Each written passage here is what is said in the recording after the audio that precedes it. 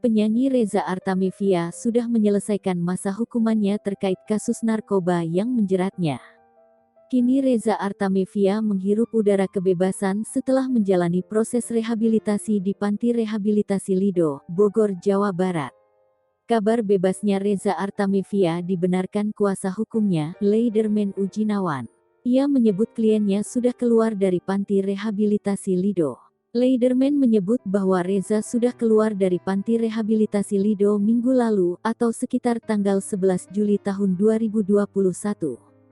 Leiderman mengatakan bahwa Reza Artamevia tidak memberikan pesan apapun kepadanya terkait kebebasannya atas hukuman rehabilitasi selama 10 bulan.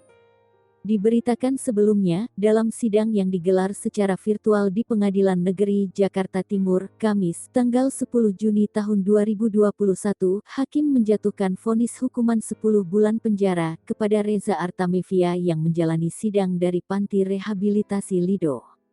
Kemudian, hakim meminta barang bukti yang diamankan disita negara untuk dimusnahkan.